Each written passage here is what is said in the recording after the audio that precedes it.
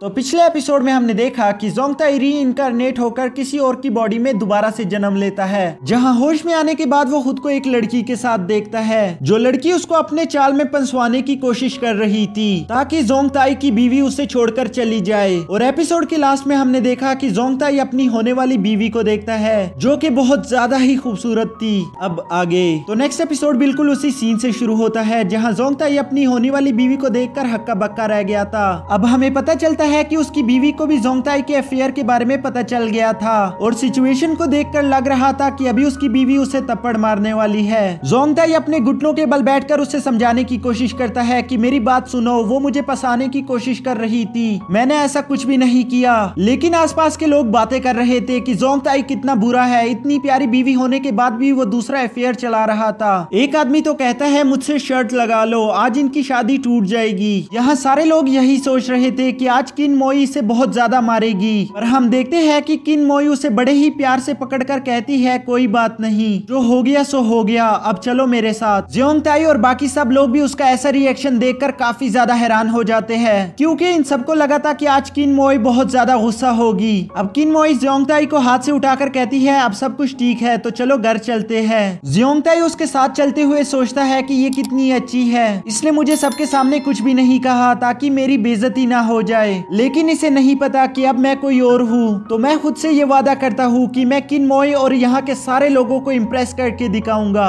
दोस्तों शायद यहाँ पर आप लोग थोड़ा कंफ्यूज हो गए हो, तो मैं इसे सिंपल करके बताता हूँ। दरअसल जोंगताई की सोल ने किसी और की बॉडी में पुनर्जन्म लिया है। ये बॉडी एक आदमी वू जाओ की थी, जिसमें अब जोंगताई की सोल है, और इसी हिसाब से किन मोई भी वू जाओ की बीवी थी। और लोगों की रिएक्शन से ऐसा ही लग रहा है कि वो आदमी बहुत बेकार और एक कमीना शख्स था। इसके बाद इन दोनों का रास्ता तीन बुलीज रोक देते हैं, जो कि जोंगताई को वू जाओ कहकर पुकारते हैं। किन मोई जोंगताई के सामने आकर कहती है तुम लोगों को क्या चाहिए। वो बुली कहता है कि मुझे जोंगताई से बात करनी है, और वो जोंगताई के सामने आकर कहता है कि मैं तुम्हें फाइट के लिए चैलेंज करता हूँ, अगर तुम जीते तो मैं तुम्हें बहुत सारे पैसे दूंगा, लेकिन अगर मैं जीता तो तुम किन मोई को मेरे भाई के हवाले कर दोगे। दोस्तों इस बात से ये साबित होता है कि वू जाओ एक कमीना आदमी था, जो कि पैसों के लिए कुछ भी कर सकता था। लेकिन हमारा जोंगताई पैसों का लालची नहीं है, इसीलिए वो कहता है कि मैं अपनी बीवी पर शर्त नहीं लगाऊंगा। जो सुनकर किन मोई बहुत ज्यादा हैरान हो जाती है, और ऐसा लगता है कि पास्ट में वू जाओ ने किन मोई को पैसों के लिए दाव पर लगा दिया होगा। अब यहाँ वो बुली किन मोई के बारे में बहुत गलत गलत बातें करने लगता है, और जोंगताई से कहता है कि तुम निकम्मे और डरपोक हो, जिसे लड़ना नहीं आता। ये सुनकर आसपास के सारे लोग हंसना शुरू कर देते हैं। यहाँ किन मोई को बहुत ज्यादा शर्मिंदगी हो रही थी। ये देखकर जोंगताई को बहुत ज्यादा गुस्सा आ जाता है, और वो गुस्से में कहता है मुझे तुम्हारी शर्त मंजूर है, और मैं तुमसे वादा करता हूँ कि इस बेइज्जती के लिए तुम पछताओगे, मैं तुम्हें जान से मार डालूंगा। ये कहते हुए जोंगताई गुस्से से जमीन पर अपना पैर पटकता है, जिससे उसके आसपास बहुत एनर्जी फैल जाती है।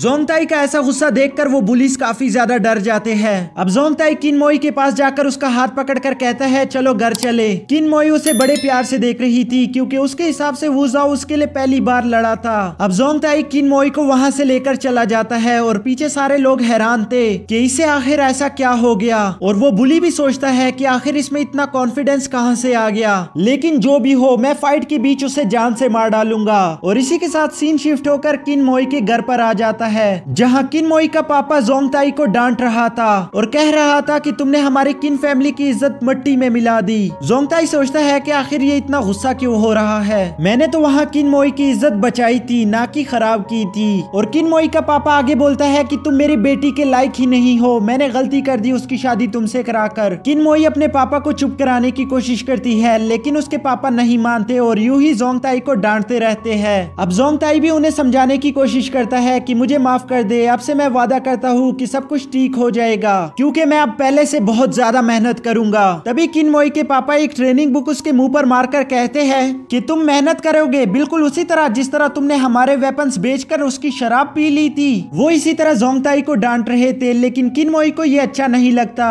क्योंकि किन मोई अपने हस्बैंड से बहुत ज्यादा प्यार करती थी। अब किन मोई का पापा बैठकर अपना सर पकड़ते हुए कहता है कि जोंगताई तुम्हें वो चैलेंज एक्सेप्ट नहीं करना चाहिए था, वो लोग बहुत ज्यादा स्ट्रॉन्ग है, तुम उनसे नहीं जीत सकते। किन मोई भी बहुत ज्यादा गुस्सा लग रही थी, इसलिए जोंगताई कहता है कि कोई बात नहीं, तुम ये भी तो सोचो कि अगर हम जीत गए तो हमें बहुत सारे पैसे मिलेंगे। किन मोई गुस्सा करते हुए बोलती है कि ये जिंदगी है, कोई बच्चों का खेल नहीं। जोंगताई को लगता है कि वो अपने लिए परेशान है, पर ऐसा नहीं था। दरअसल किनमोई जोंगताई की लाइफ के लिए बहुत ज्यादा टेंशन ले रही थी, क्योंकि उसे मालूम था कि वू जाओ को लड़ना नहीं आता, पर वो नहीं जानती थी कि अब वू जाओ की जगह वहाँ पर जोंगताई है। जोंगताई ये सुनकर काफी ज्यादा खुश हो जाता है कि किनमोई उसके लिए परेशान हो रही है। जोंगताई किनमोई का हाथ पकड़कर रोमांटिक वे में पूछता है, तो तुम्हें मेरी इतनी ज्यादा फिक्र है? जिसके बाद किनमोई शर्माते हुए कहती है, क्यों ना हो। जोंगताई उसके साथ रोमांटिक होने के लिए कहता है, ओ तो मेरी बीवी शर्मा रही है। लेकिन उनका ये रोमांस शुरू होने से पहले ही किनमोई का पापा गुस्सा होकर कहता है, जोंगताई जाओ और जाकर चैलेंज के लिए प्रैक्टिस करो और जब तक मैं ना कहूँ बाहर मत आना।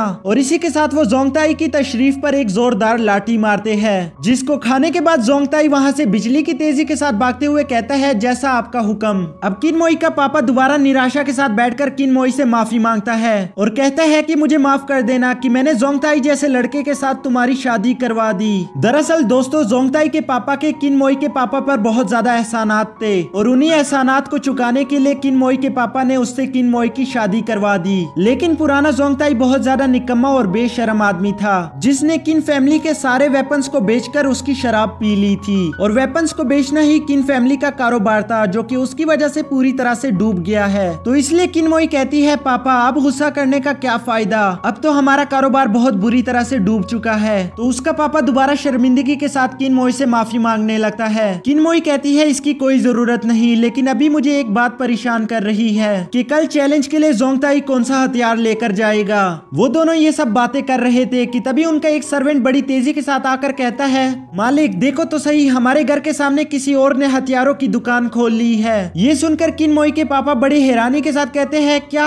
और वो दोनों बड़ी तेजी के साथ देखने के लिए चले जाते हैं। वो देखते हैं कि हमारे घर के सामने हथियारों की एक दुकान खोल दी गई है। वो दुकानदार कहता है कि मेरी तलवारें बहुत ज्यादा तेज है, ये किसी भी मेटल को कागज की तरह काट सकती है। जो सुनकर सामने खड़े लोगों को यकीन नहीं आता और वो उस दुकानदार को झूठा कहने लगते हैं। इसीलिए वो दुकानदार शो करने के लिए सामने खड़ा पिलर अपनी तलवार से बीच में से हाफ कर देता है। ये देखकर सारे लोग उन तलवारों को बड़ी तेजी के साथ खरीदना शुरू कर देते हैं। अब किनमोई का पापा सोचता है कि हमारा कारोबार तो पहले से ही बुरा चल रहा था, इनके आ जाने के बाद तो और भी ज्यादा मुश्किल हो जाएगी। लगता है हमें किसी जीनियस आदमी के एडवाइस की जरूरत होगी। जोंगताई भी उनकी ये सारी बातें चुप कर सुन रहा था। उसे याद आता है कि गॉड ऑफ लाइफ ने उसके साथ अपनी नॉलेज भी शेयर की थी, जिसकी वजह से अगर वो चाहे तो कोई अच्छा सा एडवाइस दे सकता है। अब जोंगताई जागते हुए ख्वाब देख रहा था कि मैं इनको अच्छा सा एडवाइस दूंगा ताकि ये लोग मुझसे इंप्रेस हो जाए। लेकिन तभी हम देखते हैं कि वो दो दुकानदार नीचे से जंप करके ऊपर आ जाते हैं, जो खड़े होकर किनमोई के पापा को ताना मारते हुए कहते हैं, अब तो समझो किन फैमिली का बिजनेस पूरी तरह से खत्म हो गया। और इसी के साथ हमारा यह एपिसोड भी खत्म